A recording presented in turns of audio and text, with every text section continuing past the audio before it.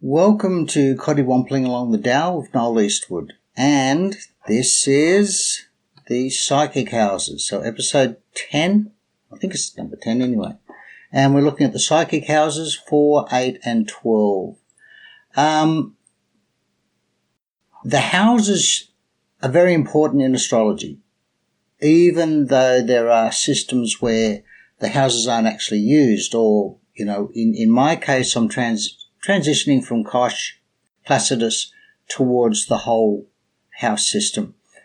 But the value of the house, it's where the action is actually taking place. The how is the sign, and the what is the planet itself. So we're going to look at all these things.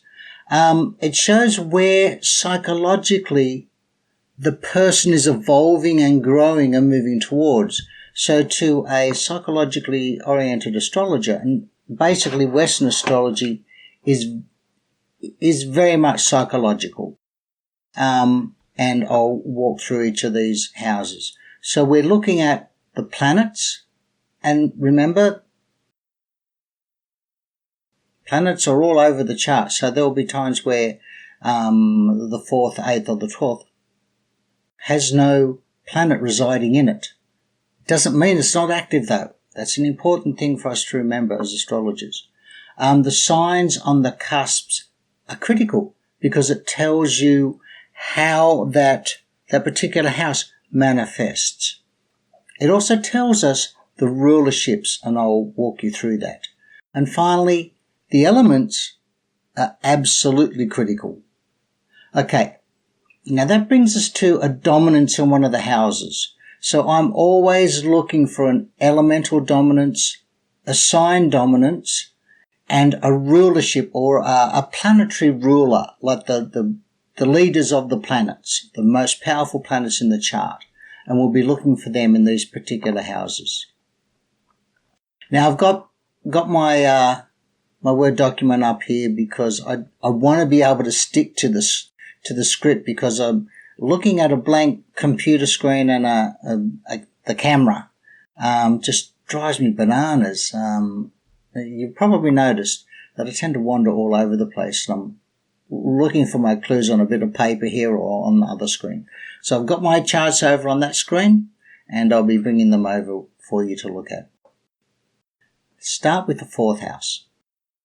4th house is a Cancer house, so it's associated and corresponds to Cancerian traits, which is home, family, mothering, and nurturing. It's a family. And I didn't add in the word nurturing, but that comes into it. It's ruled by the moon.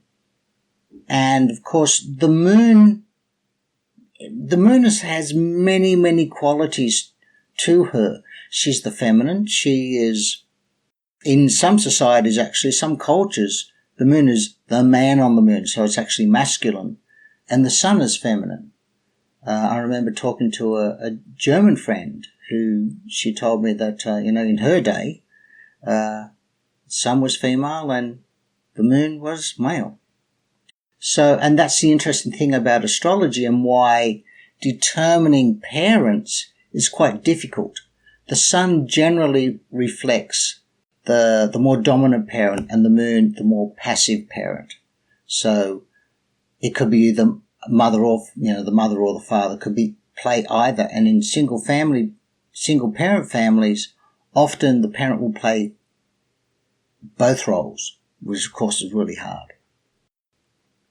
The 4th house is primarily childhood, our foundations, where we're coming from. Now the IC, because I'm using, let me bring this chart over here, because I am using bring that along here a bit, because I'm using the whole sign house system. Let me see, the whole sign. Okay, so we're starting, the cusps all start at 0 degrees of the sign and finish at the next one. So that's exactly 30 degrees. So in astrology, remember, signs are all exactly 30 degrees each, because the zodiac or the constellations around the planet, it's a circle. That's 360 degrees. you divide 360 degrees by 12 signs, you get exactly 30 degrees. So in astrology, the signs exactly 30. Now, if you have different house systems, some of those houses will be smaller and some will be larger. So the 30 rule doesn't apply to other house systems. However, in the equal house and in the whole sign, here it is, the whole sign house, then we're going to get equal sized 30 degrees, which makes it easier because the higher you go to the North Pole, the further south you go to the South Pole, the houses start to squash together and some become massively huge and some become really tiny, and you just can't read a chart like that. So to do away with this, I'm quite happy to change my style. And traditionally I learned Placidus. Now what it does, it makes the ascendant a point in the chart. Now in this chart, the ascendant is actually 0 degrees and 30 minutes, so half a degree off the exact 0 degree Scorpio. But that actually is a point in the chart, just like a planet. All right? And the midheaven and the Imimacoli, they're points in the chart too, as is the descendant. So they're points in the chart like a planet. That's the difference between a whole sign chart and other systems. Now, what I wanted to do is to show you a random chart. This is just a chart that I've generated from, I pulled it up from February this year because it has a constellation in Aquarius. And I wanted to show you what a dominance of planets does in a sign, in a house and a sign. So here we have the 4th house. We have a dominance of Aquarius and the 4th house. So we have two stelliums, 4th house stellium and an Aquarian stellium. So when astrologers look at the chart, when I look at a chart, I'm looking for these sort of things. I'm particularly interested in stelliums, which is 4 planets or more. This one has 5 in a sign or a house. And there's a mini stellium, which is 3. So a mini stellium, that's not actually stellium, even though I just said that the descendant, the medium Colli ascendant, are like planets. They actually they're not included as planets. Well, I don't include them as planets. We've got Uranus, we've got Mars. That's only 2 points there. I've included Chiron. I always use Chiron because that's what I was taught as a student by my teacher, Chris Turner, in the Chiron School of Astrology back in the 80s. I've added Ceres, who is the Greek Demeter, the goddess of fertility and the harvest. She's a fairly critical archetype, and her and the other asteroid goddesses that I use are in the orb between Mars and Jupiter, which means they travel the zodiac once every 4.5 years roughly. So they're fairly fast. Mars takes roughly 2 years. So these take 4.5 or thereabouts. But I've included her because she's a significant player in our charts. And I'm getting better at interpreting her. It takes a lot of work to introduce something new because I pride myself in knowing what I'm doing. Okay, so here we have a dominance in the 4th house. We have the Immium Colli conjuncted by Pluto, but Pluto is separating. So that means Pluto is moving away. So like I've discussed in previous episodes, as a planet approaches a point, it gets stronger and stronger. We call that an applying aspect. So if Pluto were over here, it would be applying, and he's just getting stronger and stronger as he approaches that point. And so we would interpret the Immium Colli, the IC, in terms of what the planet conjuncting is doing. So Pluto is separating, so the intensity on the Immium Colli, which is like our foundations.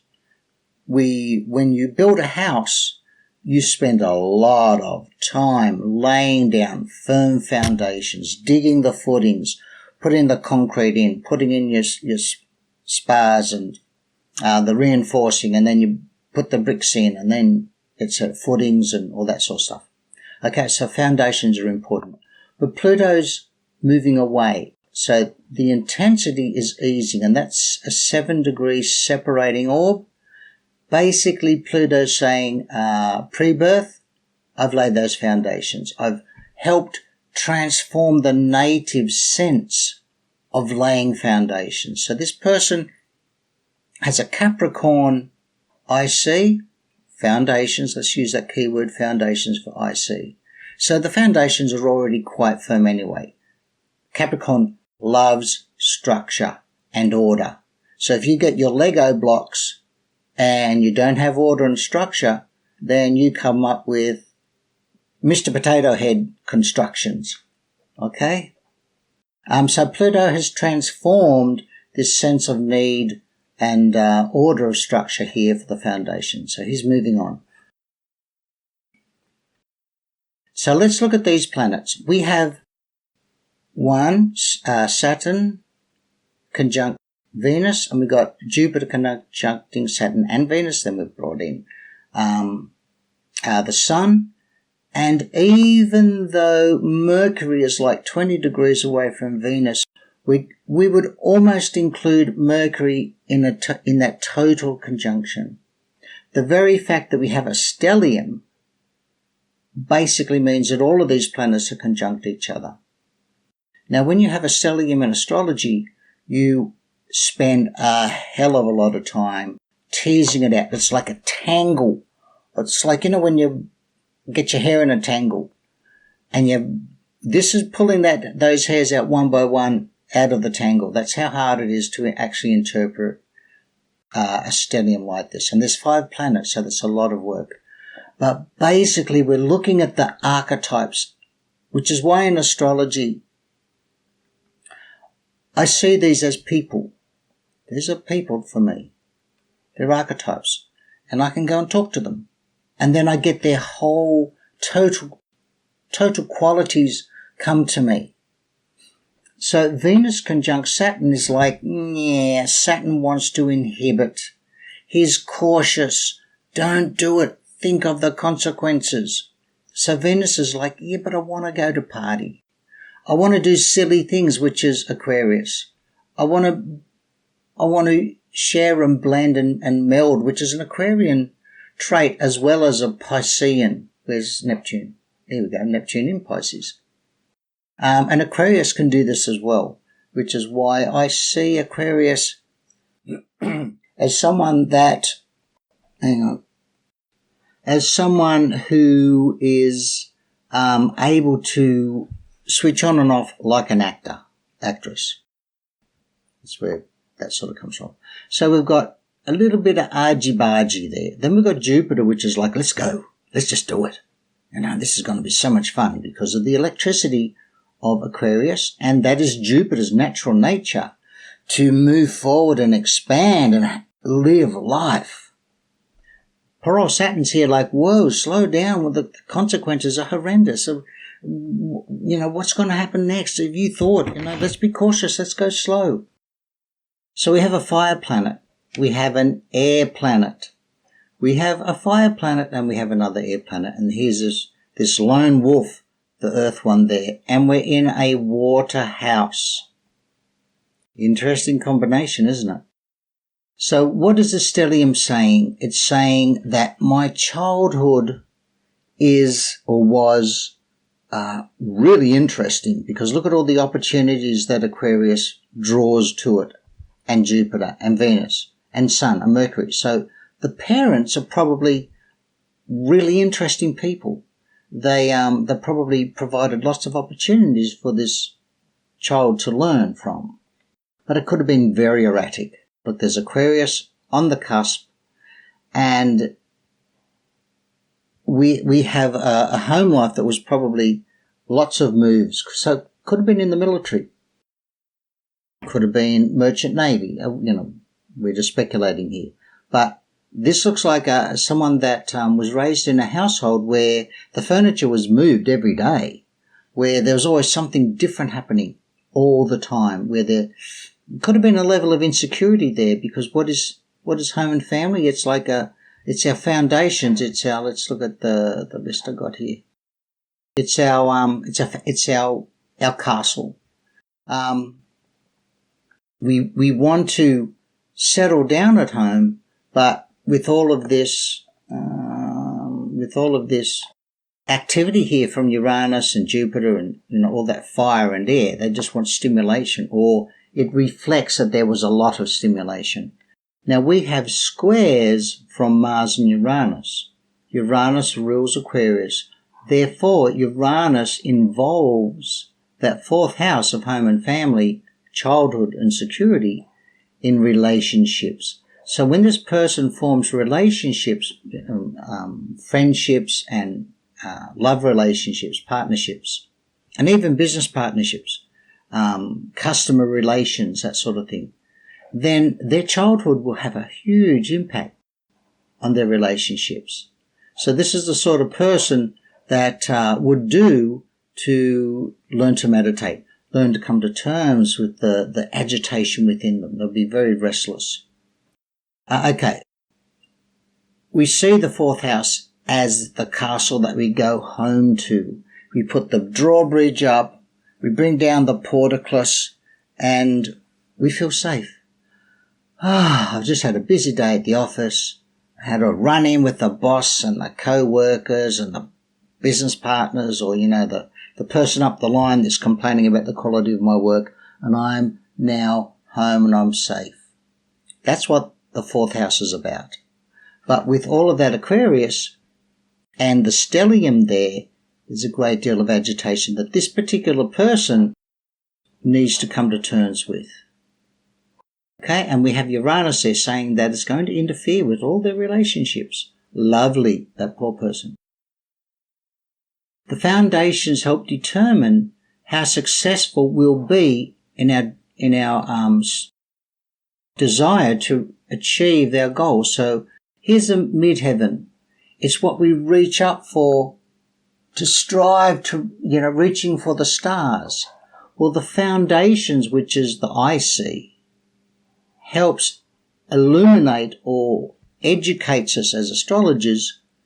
The foundations, are they firm or are they weak? Well, we have here the IC is in the third house.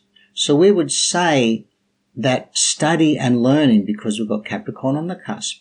So their education really determines their successes in life and whether they will achieve what they've set for as their goals. The Aquarius childhood, will it interfere? Well, we've got Cancer on the cusp. Cancer is correlated with the fourth house. Perhaps. But it's these relationships, because of the rulership of Uranus ruling Aquarius on the cusp and the stellium, that's going to determine as well.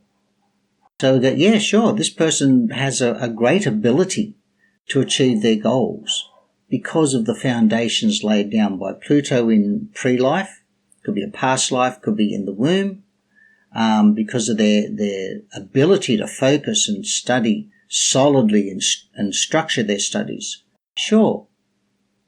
But this person has an Achilles heel. There's issues in their childhood.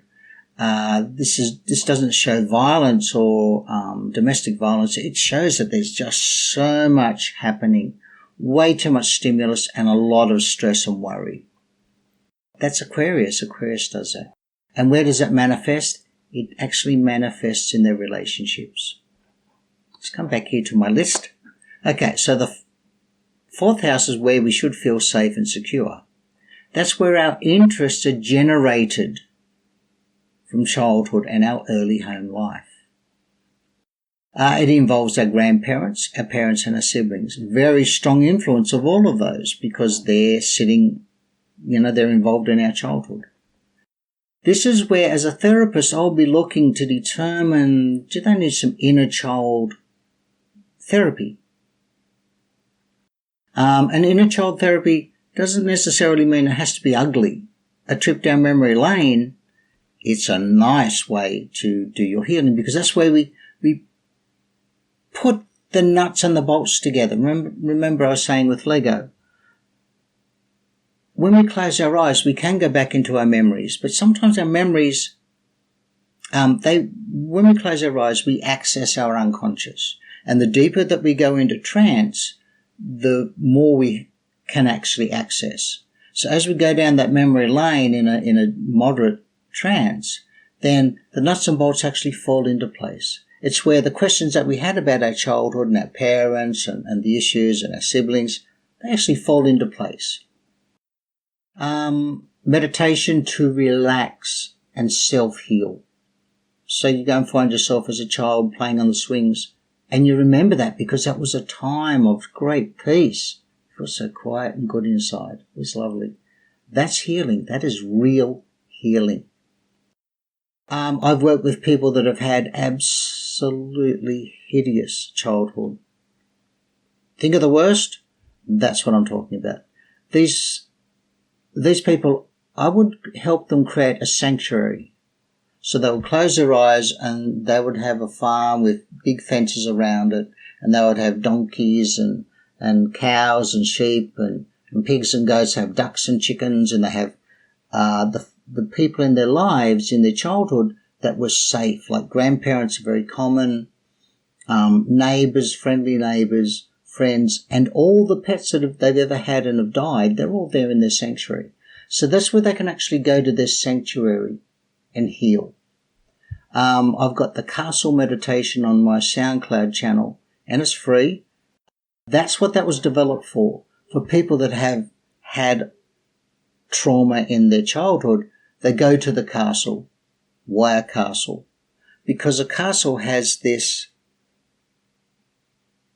big brick walls that are like, yards thick, and they go up really high, and they're safe. So that person can go into that castle and feel safe. And they got a little army there, and they got people they can talk to. They got healers, and they got kings and queens. They got princes and princesses. They got a little dragon down in the cellar, or they've got creatures there. They got farm workers. They got helpers.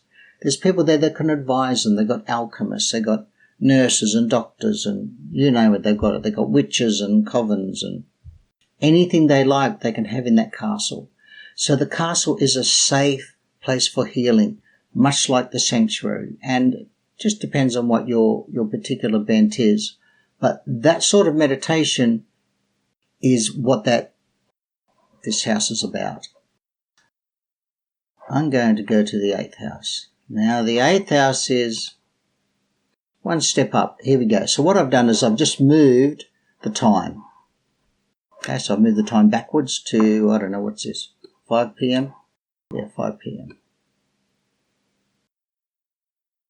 Now we have the same stellium in the 8th house. So what does that actually do? What's the 8th house? 8th house is associated with Pluto and Scorpio.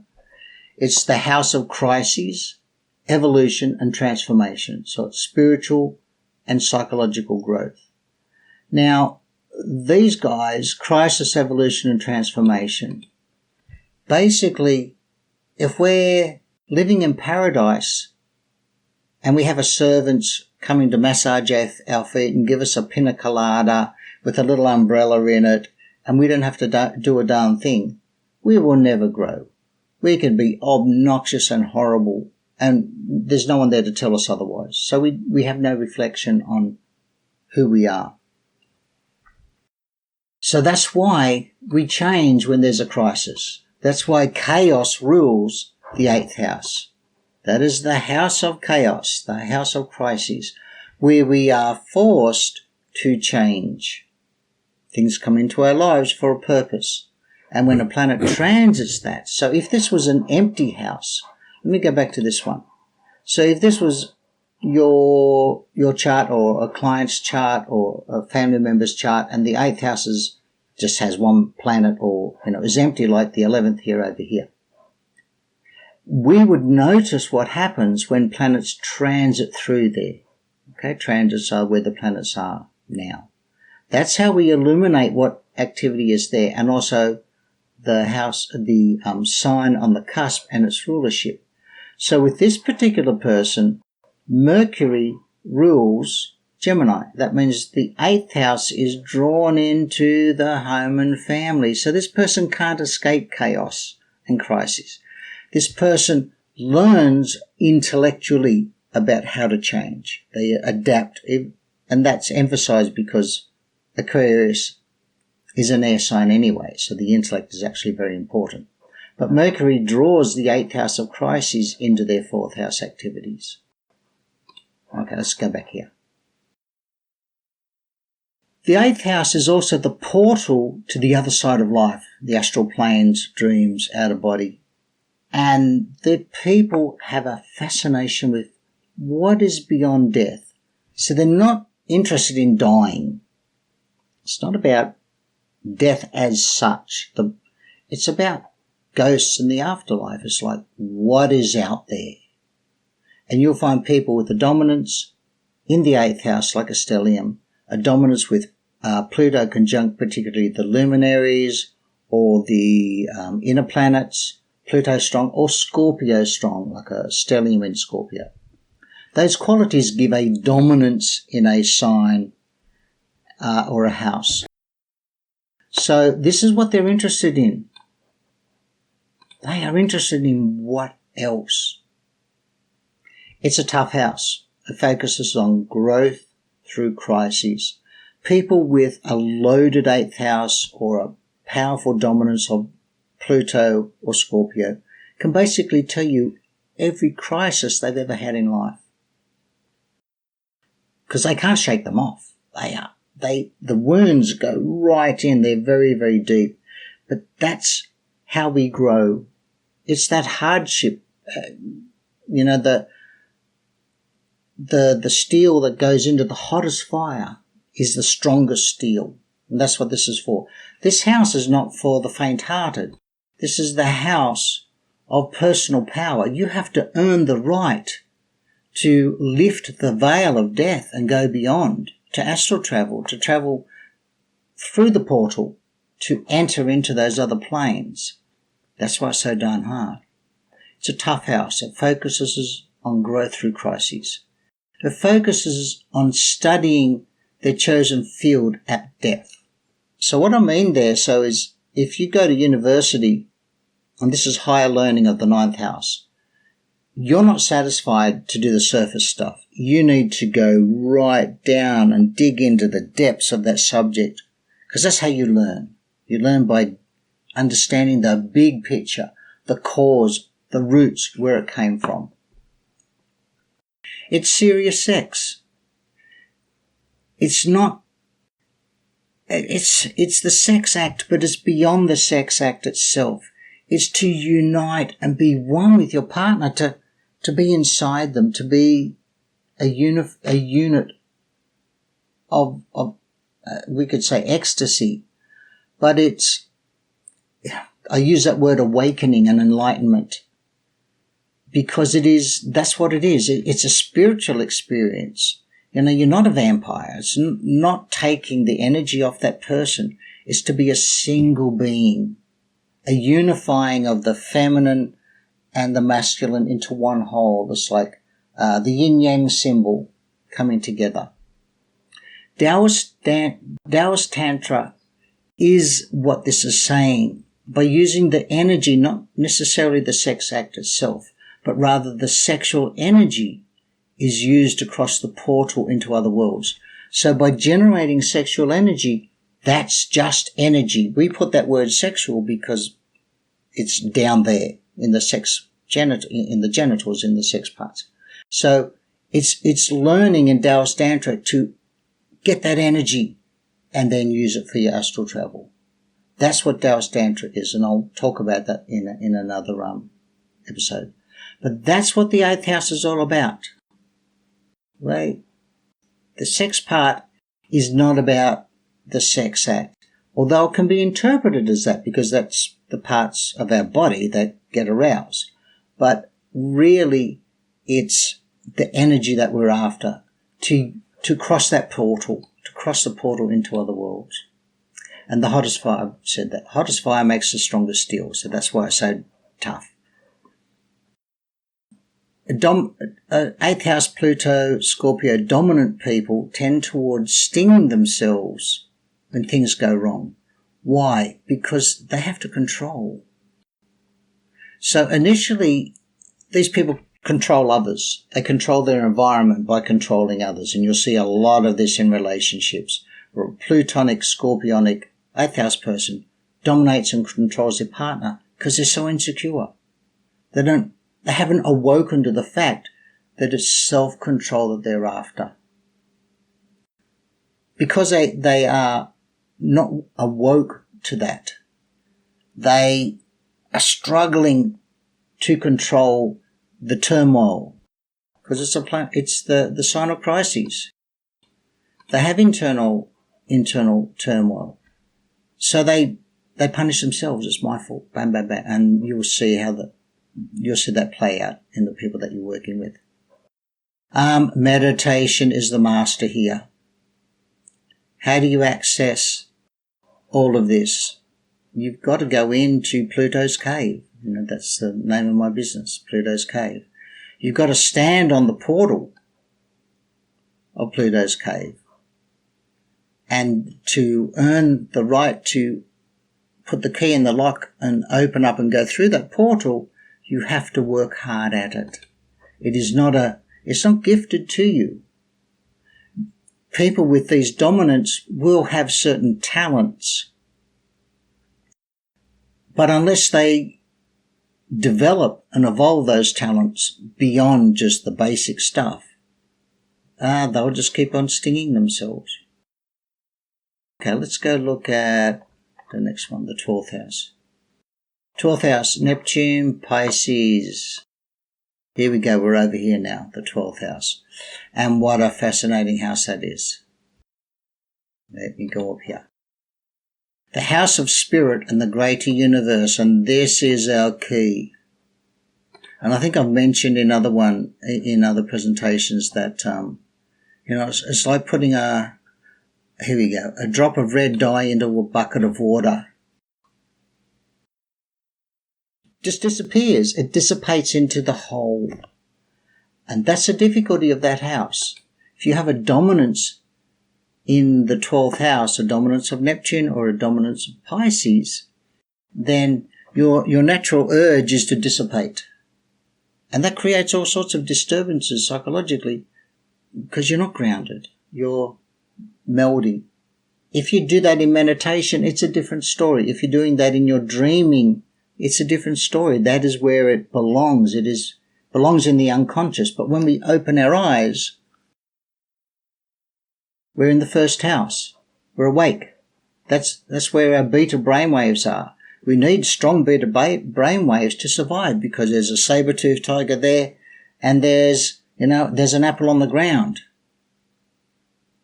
I will not go for that apple. I'll go for the tree first and I'll wait for the saber-toothed tiger to get bored and wander away.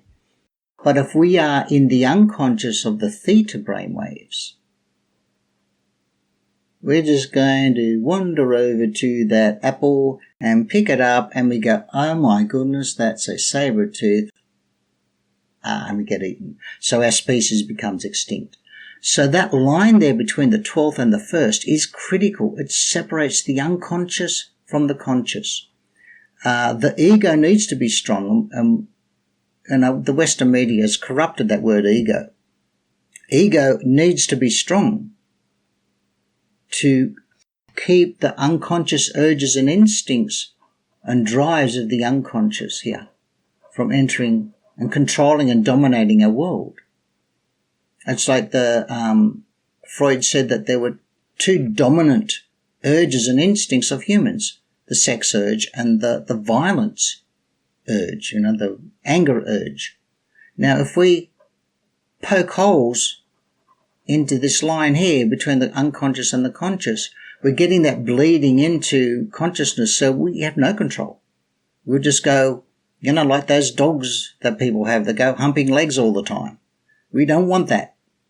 Or we just get aggressive all the time. That's why alcohol and drugs are not really good. Unless you're doing it at home by yourself or, in supervised situations. Because it forces a break, a fracturing of the divide between the conscious and the unconscious. Mental illness has the same problem. And I'll be doing some presentations on mental illness later. But here we have that 12th house, and it's a cave. And if you read my book on the 12 houses, Psychological Astrology of the 12 Houses, you'll see how, particularly the 8th and the 12th, they're caves to contain the psyche, because now we really have great sensitivity with these houses. A dominance in the 4th is a lot safer than a dominance in the 8th and the 12th. These need to be contained, and we contain them by structuring our meditations and structuring our lives. People with a dominance in the 12th, they need a minder. They need someone that can help them, a mentor, a strong partner that understands why they have these strange moods, why they withdraw, or why they're so bounced around by personalities. It constantly pulls a native towards melding with their environment. So they are like that drop of red dye. It doesn't turn the water pink or any color, it just disappears, because the unstructured 12th house dominant person is going to have a natural predilection to dissolving and melding with everything, which is fine under structured environments, but not good in unstructured environments, like at parties, going out in the community, in the workplace, that sort of thing. Dissolving melding. These planets are not easily engaged with the rest of the chart. So planets in here are basically having a rest. They've done the 12 houses already. They've lived lifetime after lifetime expressing their needs and urges in the native's life. And finally they come here and have a rest. Now that's my interpretation anyway. It's a little bit weird, but that's how I see it. They are not fully engaged with the rest of the psyche. And there's a reason for that. They're coming to terms with the lessons of their sojourn through these 12 houses, and they're putting it together. They need time and space. They need the unconscious to help them put their experiences in that order and structure that they need to move on and be reborn into the first house, to start a new cycle. So they've finished their cycle. They are now summarizing and associating all of those loose ends and tying them together, ready for rebirth.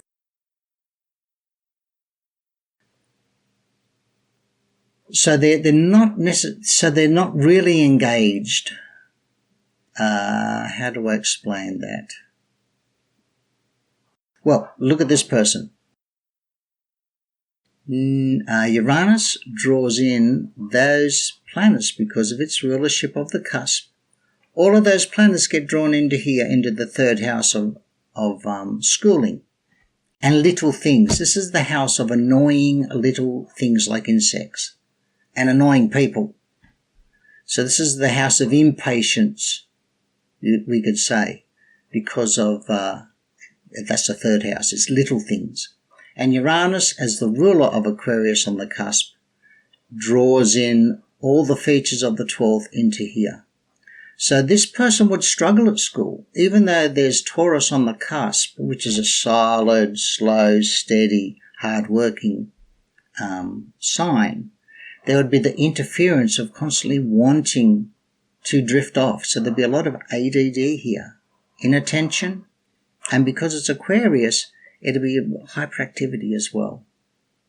So this person needs someone to take them for walks every day, take them and coach them and mentor them in finding themselves. A lot of meditation, a lot of just goofing off and looking at the clouds and finding the patterns and shapes in the clouds, being creative and using and structuring their inner world in a way that is peaceful and harmonious, but it prevents them from dissipating and getting into all sorts of problems there.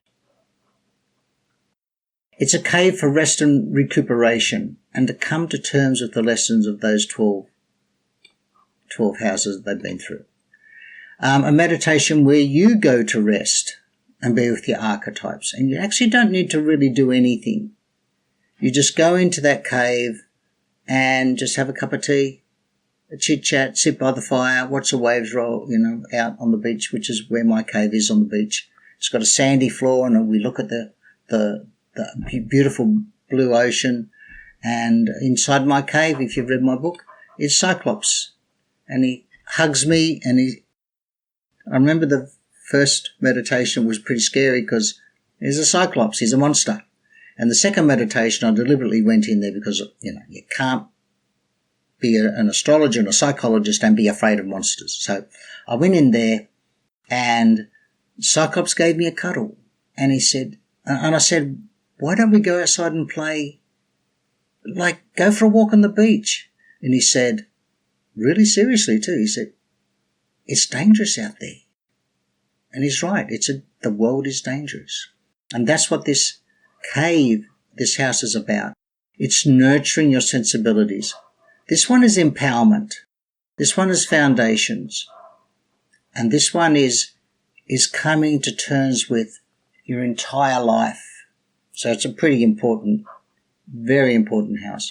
But it's probably also why it's probably the most difficult to manage. There's no rules there. There's no structure. So you can actually go in and give your archetypes guidance if that is necessary. So you talk to them and say, hey, Venus, look how you're cruising. Is there anything that you need from me in the outer world? Is there something I can do? So this is how you gain insight, and that is the power of the psychological houses, is you can actually go in there and gain insight into how to manage your psychological world.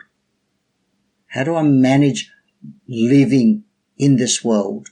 And people with the dominance in these three houses, that's what they will do well to come to terms with the lessons of each of those houses, or the house that they have a particular dominance in. So that's my lesson for today. And I'll catch you with the next one, which I haven't decided what to do. So drop me a line, send me an email what you'd like me to talk about. But, I'll catch you. Thank you.